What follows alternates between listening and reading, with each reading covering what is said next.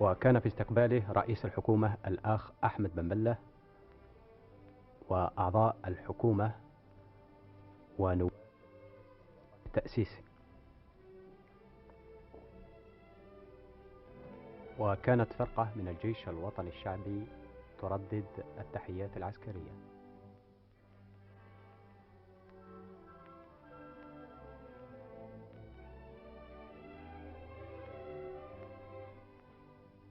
تحية العلم الجزائري والكوبي، تقديم أعضاء الحكومة وأعضاء السلك الدبلوماسي.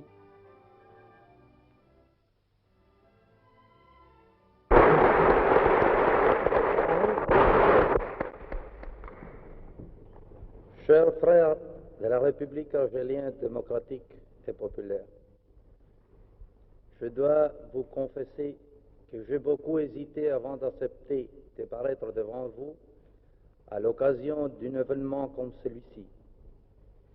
J'ai hésité parce qu'étant donné la qualité des techniciens du monde socialiste ici présents et aussi d'autres pays du monde, ma contribution ne peut rien apporter sur le terrain théorique aux expériences qu'ils ont déjà exposées. Et sur le terrain pratique, notre jeune planification n'a pas grand-chose à dire. J'ai accepté l'invitation pour vous faire seulement une petite histoire de notre développement économique, de nos erreurs et de nos succès qui pourront peut-être vous servir dans une future plus ou moins immédiate. Nous disions par exemple, nous avons besoin de 22 millions de paires de souliers. Qu'il faut-il pour cela?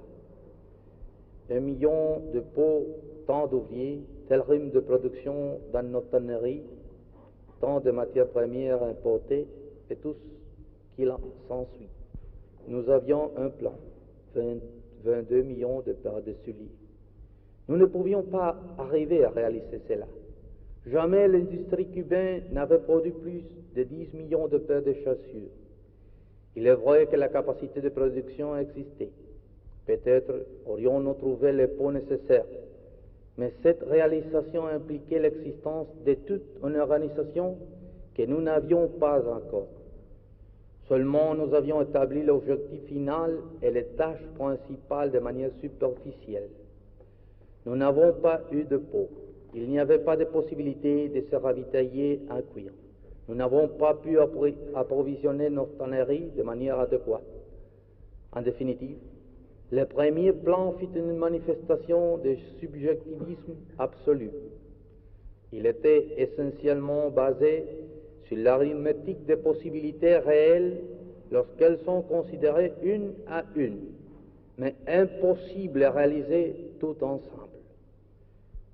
Voilà ce qu'il en était pour les décisions prises au sommet. Qu'en était-il pour celles prises à la base? Par exemple, l'évaluation des stocks de bois. De combien de bois disposons-nous? Les chefs des eaux et forêts du département disaient qu'il y en a tant, un chiffre X dont je ne me souviens pas en ce moment. Nous savions que ceci était presque impossible, mais il le disait, il l'affirmait catégoriquement. Et c'est ainsi que Cuba, traditionnellement importatrice de bois, figura au premier plan comme exportateur de ce produit, parce qu'on avait tenu compte des opinions des techniciens de la base mécaniquement. Nous continuons à importer du bois, mais nous avons dû l'importer avec du retard, dans de mauvaises conditions commerciales et en cherchant désespérément où le trouver. Notre commerce extérieur avait complètement changé d'orientation géographique. De 75% avec les États-Unis, il était passé à 75 et 80% avec le pays socialiste. Ce changement nous était bénéfique au point de vue politique et social. Mais sur le plan économique, il nécessitait une organisation bien plus poussée. Antérieurement, des centaines d'importateurs spécialisés commandaient leurs produits aux États-Unis par téléphone. Et le jour suivant, les bateaux qui reliaient directement Miami à La Havane amenaient le produit. Il n'y avait ni entrepôt de stockage, ni prévision d'aucune sorte. Tout cet appareil, sauf les techniciens ennemis du gouvernement, dut donc être absorbé par ce qui fut d'abord la Banque du commerce extérieur de Cuba avant de devenir le ministère du commerce extérieur. Vive la République argélienne démocratique et populaire et son gouvernement révolutionnaire.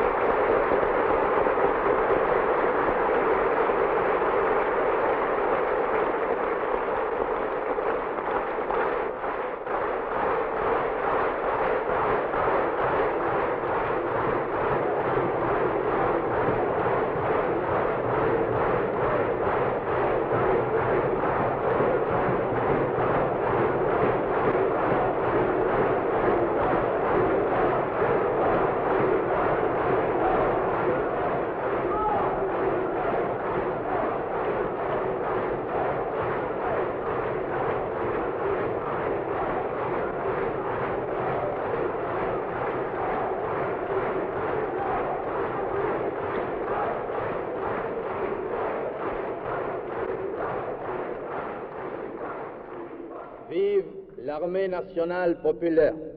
Venceremos.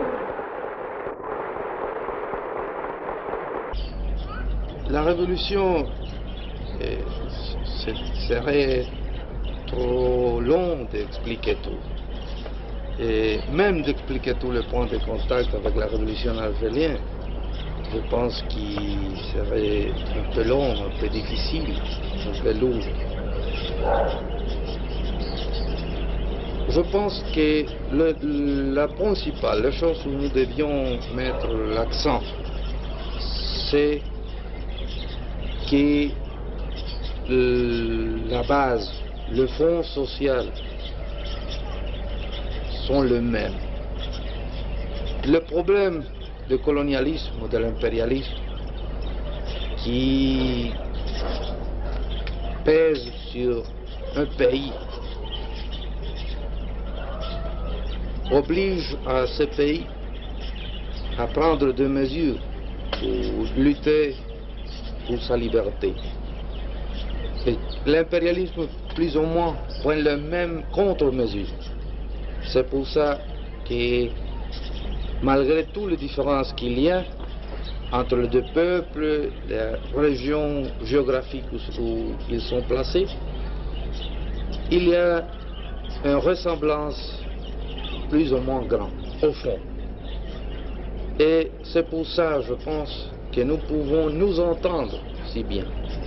Et je pense que l'amitié, si grande et chaque fois si profond qu'il y a entre notre deux peuples, il se doit précisément à que nous pouvons nous connaître très bien, connaître notre propre pensée, notre idéal, notre besoin et connaître aussi nos ennemis qui, au fond, sont communs. Et je pense que ça, c'est là la chose importante.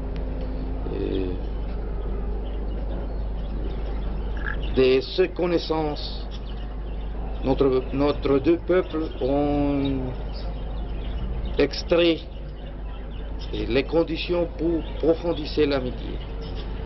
Et chaque fois qu'une mesure se prend à un pays ou à un autre pays, l'autre le comprend bien et est immédiatement disposé à l'appuyer, parce qu'il comprend qu'il répond à des besoins profonds. Je pense que ce sont des choses qui, non seulement le peuple cubain, mais tous les peuples du monde doivent étudier et, dans quelques cas, doivent appliquer pour son guerre révolutionnaire et pour son développement après de la liberté. Bien, je vous remercie.